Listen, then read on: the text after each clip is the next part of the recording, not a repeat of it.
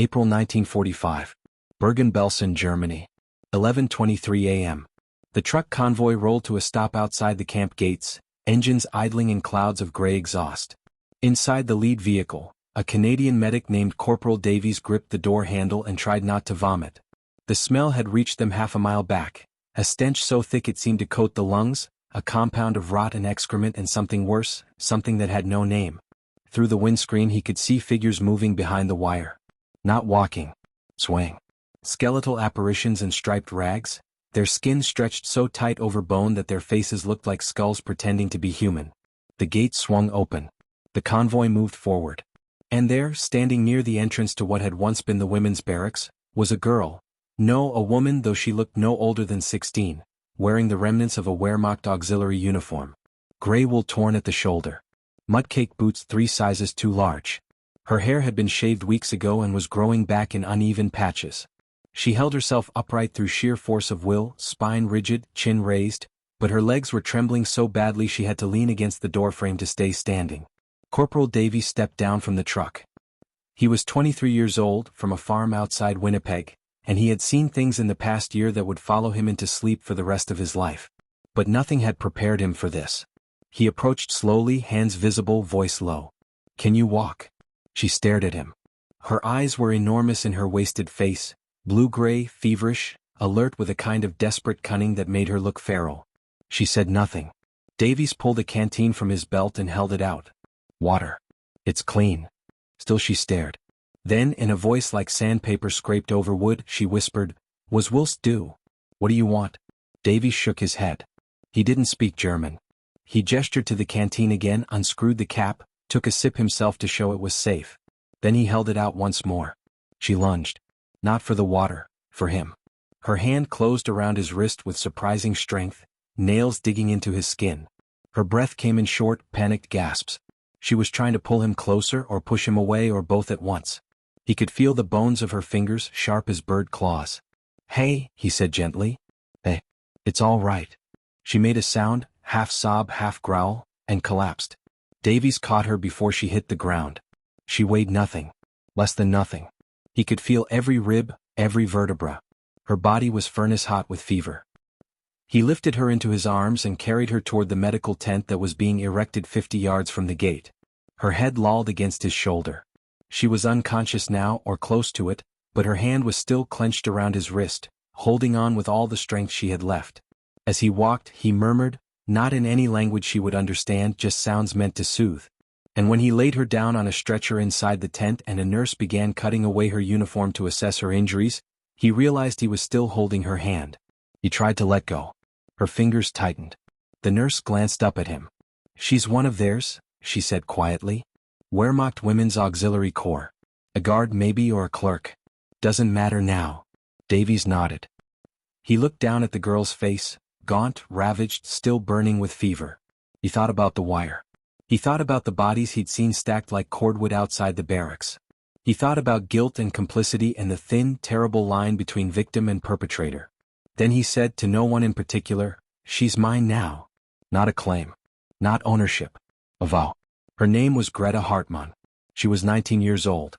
She had been born in a village near Hanover, the daughter of a schoolteacher and a seamstress, and she had joined the Wehrmacht Auxiliary in 1943 because the alternative was factory work in the Ruhr Valley, where British bombs fell nightly and girls her age were buried under rubble. She had trained as a clerk. She had typed requisition forms, filed reports, answered telephones. She had never held a rifle. She had never worn a swastika armband by choice, though one had been issued to her and she had worn it because refusing would have meant interrogation, possibly worse. In February 1945, her unit had been reassigned to Bergen-Belsen. Not to guard prisoners, auxiliaries were never given that duty, but to process the endless stream of paperwork that accompanied the camp's operations. She had sat in an office 30 meters from the wire, typing names and numbers into ledgers that would later be burned. She had heard the screams. She had smelled the smoke.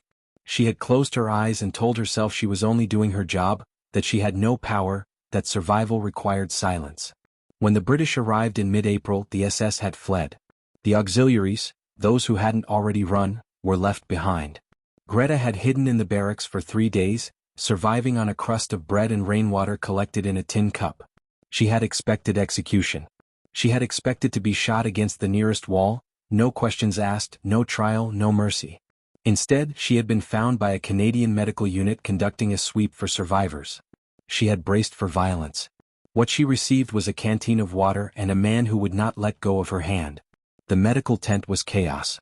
Hundreds of survivors needed immediate care. Typhus, dysentery, starvation so severe that feeding them too quickly would kill them. The nurses worked in shifts that lasted 18 hours, faces gray with exhaustion, hands raw from constant washing. Bodies were removed on stretchers every few minutes, carried to mass graves being dug by German POWs at gunpoint. The line between the living and the dying was so thin it was almost invisible. Greta lay on a cot near the back of the tent, drifting in and out of consciousness. When she was lucid, she stared at the canvas roof and tried to understand what was happening. She had been given water. She had been given soup, thin, tasteless, barely warm, but soup. A nurse had washed her face and hands with a damp cloth. No one had struck her. No one had interrogated her. She did not understand. On the second day, Corporal Davies returned. He crouched beside her cot and set down a tin of crackers and a jar of apple preserves. From the supply truck, he said, even though she couldn't understand him. You're supposed to eat slow. A little at a time. But I figured. He trailed off. He didn't know how to finish the sentence. Greta stared at the tin. Then she reached for it with shaking hands, unscrewed the lid, and ate 3 crackers so fast she choked. Davies grabbed the canteen and held it to her lips. She drank, gasped, drank again. When she finished, she looked at him with an expression he couldn't read, gratitude, maybe, or confusion, or something darker. Shame. Warham, she whispered. What? Davies shrugged. He didn't know how to answer, even if they'd shared a language. Because she was human. Because he'd grown up on a farm where you fed anything that was hungry, no questions asked. Because the war was over and someone had to start acting like it. He reached into his pocket and pulled out a photograph. His mother standing in front of their farmhouse, holding a basket of eggs. He showed it to Greta. Home, he said. Saskatchewan. Greta studied the photograph. Then she closed her eyes and turned her face away. If this moment already changed how you see the war, subscribe. The next will surprise you even more. The survivors of Bergen-Belsen were divided into categories. Those who were Jewish, Polish, Russian, or stateless were placed under the care of UNRRA, the United Nations Relief and Rehabilitation Administration. Those who were German, regardless of whether they'd been prisoners or guards, were classified as displaced persons and subject to screening by Allied intelligence. Greta fell into the latter category. Her auxiliary uniform marked her as someone who required interrogation. She was transferred to a makeshift holding camp 50 kilometers west, a collection of tents surrounded by barbed wire and guarded by British soldiers who watched the inmates with undisguised contempt.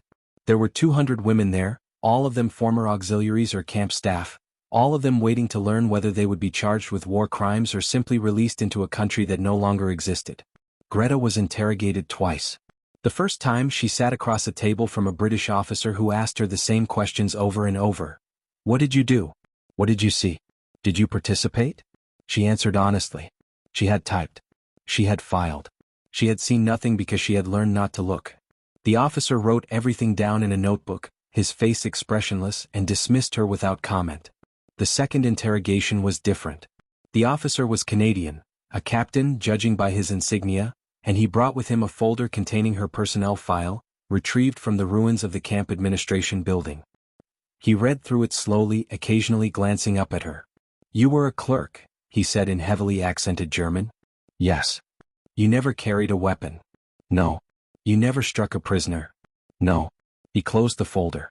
Then you're not a war criminal. You're just unlucky. Greta said nothing. She didn't know if he was right. The captain leaned back in his chair. We're releasing you in 2 weeks. You'll be given a ration card and a travel pass. After that, you're on your own. Where will I go? Wherever you want. Germany's open territory now. Greta thought about the village near Hanover where she'd been born. She thought about her parents who hadn't written in 6 months and were probably dead. She thought about the farmhouse and the school and the church with its stained glass windows. All of it was likely rubble by now. There was nowhere to go. No home to return to. Only the road and whatever waited at the end of it. She looked at the captain. What if I don't want to leave? He frowned. You can't stay here. This isn't a refugee camp. Then where? The captain sighed. He pulled a cigarette from his pocket, lit it, and smoked in silence for a moment. Then he said, There's a program. Canadian government. They're taking displaced persons, people with no families, no homes. Agricultural workers mostly. You'd sign a contract, work on a farm for 2 years, and after that you'd be free to stay or leave. Greta felt something shift in her chest. Not hope, she didn't have the capacity for hope anymore, but something adjacent to it. A possibility. A way forward that wasn't the road. How do I apply? She asked. The program was called the Displaced Persons Resettlement Scheme, though most people called it the Farm Labor Program. It had been established in late 1944 to address Canada's severe labor shortage, exacerbated by the war and the enlistment of tens of thousands of young men. Farmers across the prairies needed workers, and Europe was full of people who needed somewhere to go. The match was imperfect. Many of the applicants were educated city dwellers with no farming experience, but it was pragmatic. And pragmatism, in the spring of 1945, was the closest thing to mercy the world had left. Greta signed the contract in June. She was given a medical examination, a chest x-ray, a series of vaccinations that left her arm sore for days. She was issued new clothes, a wool skirt, a cotton blouse, a pair of sturdy boots, and a train ticket to Hamburg where she would board a ship bound for Halifax. There were 43 women in her group, all of them displaced auxiliaries or civilian workers, all of them carrying the same haunted look in their eyes. The ship was a converted troop transport, cramped and cold, its holds filled with bunk stacked 3 high. The crossing took 2 weeks. Greta spent most of it in her bunk, staring at the rusted metal ceiling and listening to the engines throb.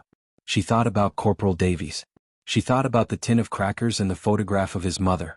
She wondered if he'd meant what he'd said, "She's mine now," or if it had just been words, a reflex of compassion that would fade as soon as she was out of sight. She would never know. He had returned to his unit the day after she was transferred, and she had not seen him again.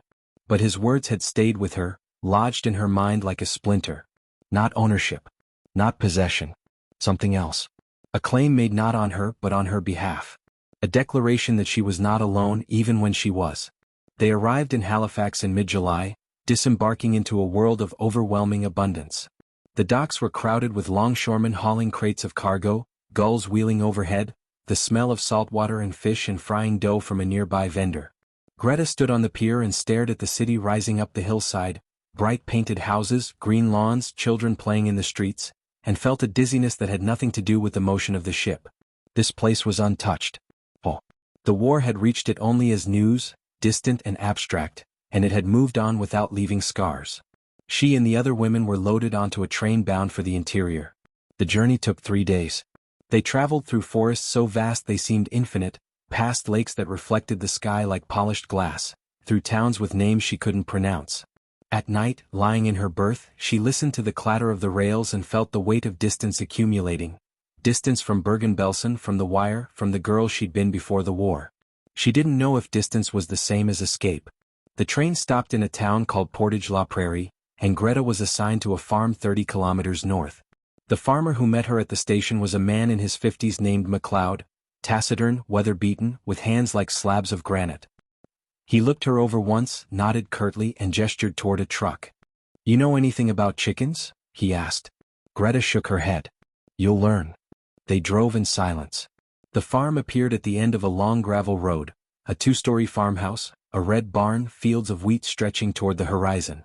MacLeod's wife, a quiet woman named Margaret, showed Greta to a small room above the kitchen. It had a bed, a dresser, a window that looked out over the fields. It was the first private space Greta had occupied in over a year. That night, she lay in bed and listened to the silence. No screams. No footsteps.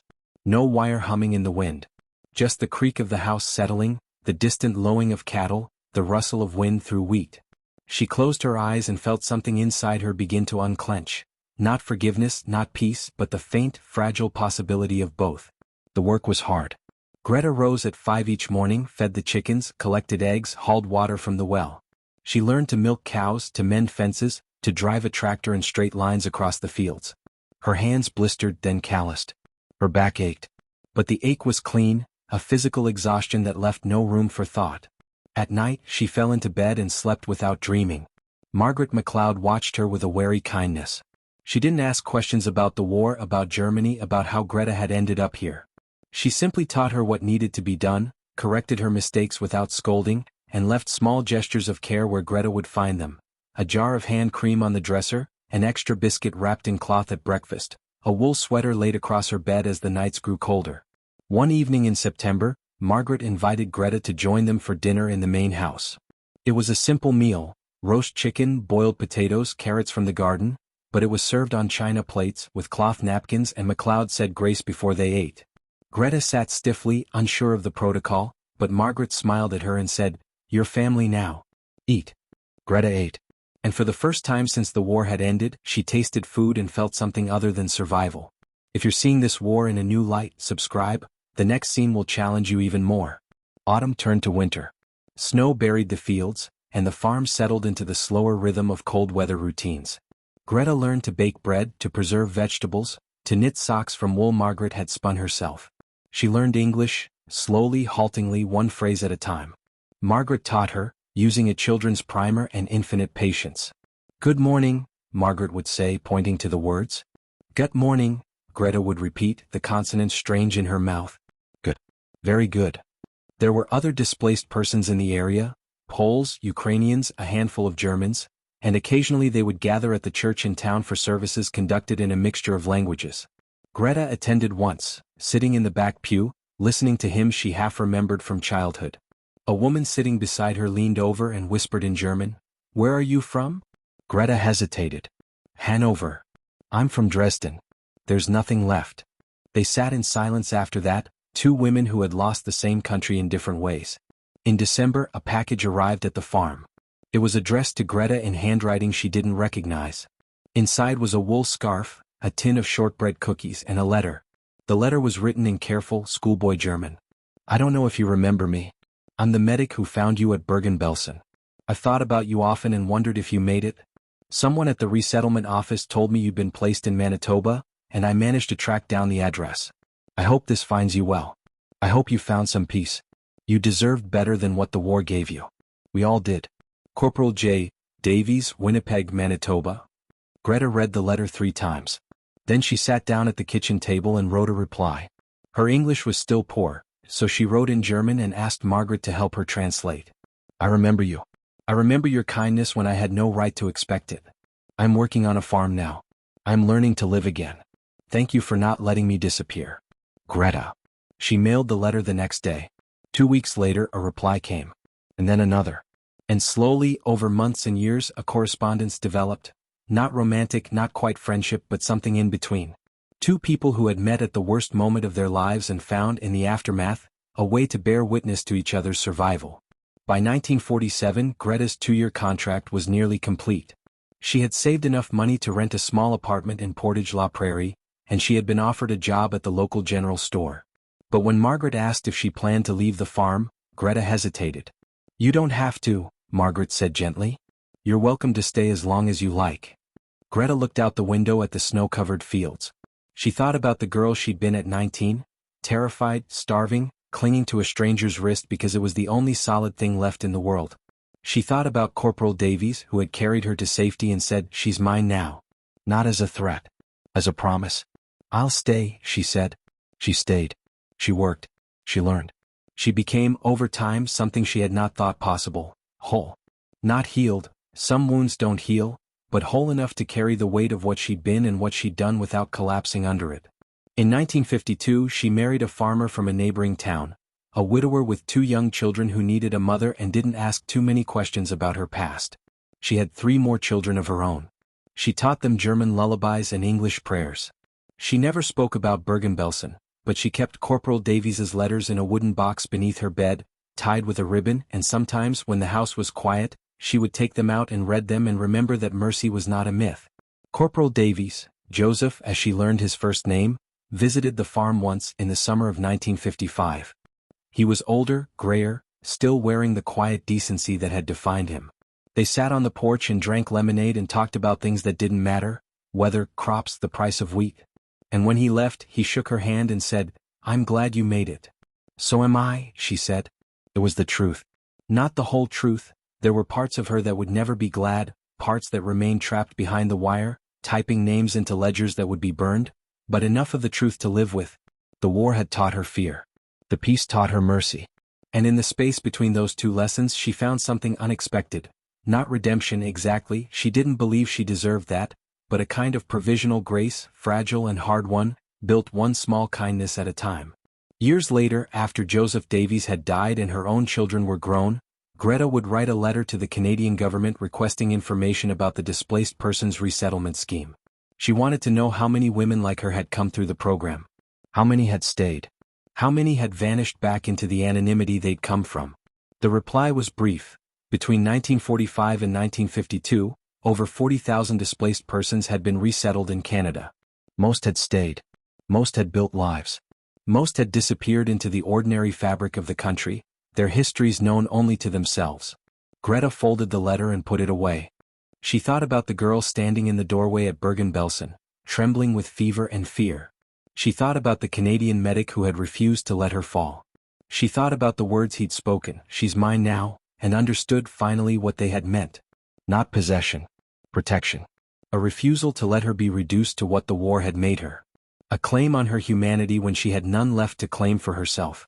If this story moved you, subscribe, because the battles that define us aren't always fought with bullets, and the victories that last aren't always written in history books. The farm is still there, though the McLeods are long gone. The house has been renovated, the barn rebuilt, the fields converted to canola. But the room above the kitchen remains, and sometimes the current owners find things tucked into the walls or beneath the floorboards. A letter in German, a black and white photograph, a tin of crackers rusted shut. They wonder about the woman who lived there, the woman whose name appears on old tax records and census forms but nowhere else.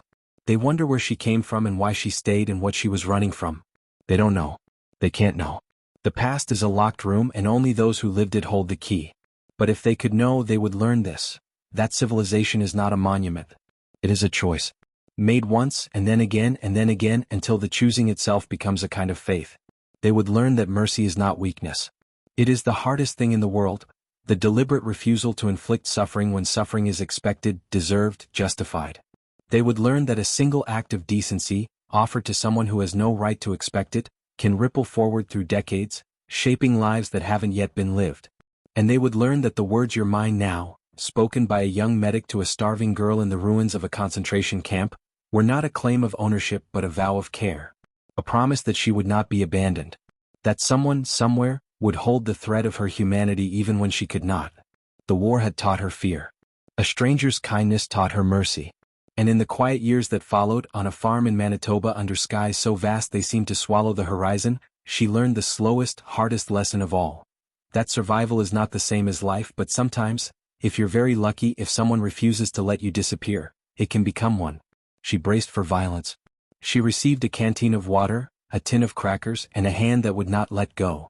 That simple reversal, that ordinary miracle, reminds us that even in the darkest hours, even when guilt and innocence blur beyond recognition, we still have a choice. To starve or to feed. To abandon or to hold. To see a person, even an enemy, and say, "You're mine now, and I will not let you fall."